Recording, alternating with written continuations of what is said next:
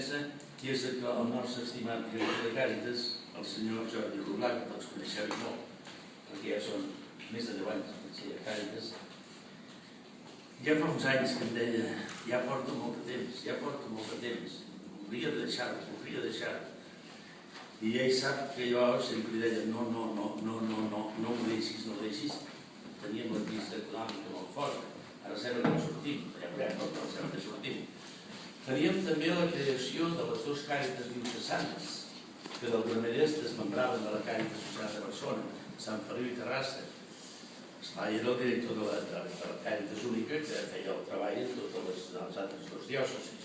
Això és una cosa important, una cosa que s'ha de fer ben feta, perquè tots nosaltres, i un servidor, potser això és exagerat, el de Càritas s'ha de tractar sempre molt bé, perquè no és Càritas, són els pobres. Si Càritas, amb el seu prestigi que té, el perdés, qui paga les conseqüències són els pobres. I nosaltres estimem els pobres i volem que no ho siguin, els volem ajudar, volem que surtin d'això, però els hem d'ajudar mentre això surten i els hem d'ajudar a sortir. I per tant, això es tenia que fer molt bé i per tant, queda-t'hi, fins que, esclar, ja s'han creat les Càritas, ja la crisi sembla que diuen que remunta, però de veritat que ja són 2 anys més del que ja vol dir. Llavors he acceptat la petició de la família, ja he fet un bon servei, ho poso jo, i no ho ha dit, però sí que li poso. I certament, doncs, jo aprofito aquesta vinentesa avui aquí amb tots vosaltres per agrair-li en nom de tota la diòcesi, de les 3 diòcesis també, perquè he fet un servei per les 3 diòcesis durant bastants anys, vaja, des que va començar.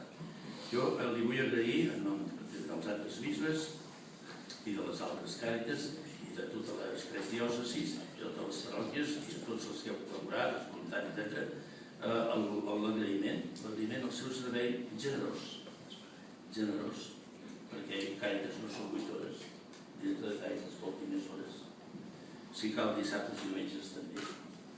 Després el seu servei eficient, perquè és una institució humana que per ajudar els més necessitats s'ha de ser eficient, s'ha de ser una miqueta d'organització i de distribució dels diners perquè rendeixi el màxim possible en bé dels pobres i necessitats, eficient, i també del seu servei fraternal d'acolliment de tots, no d'una cosa presidencialista que manca i els altres, sinó amb l'equip de Càritas, professionals, voluntaris, tots els col·laboradors de Càritas, i el seu servei eclesial.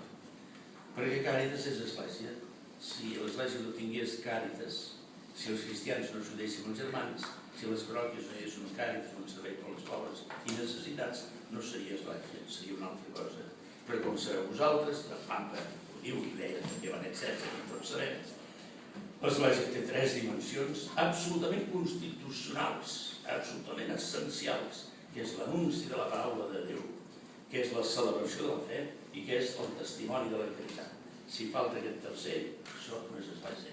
Escolti, canten molt bé, escolti, prediquen molt bé, no és església, i falta el testimoni de la caritat.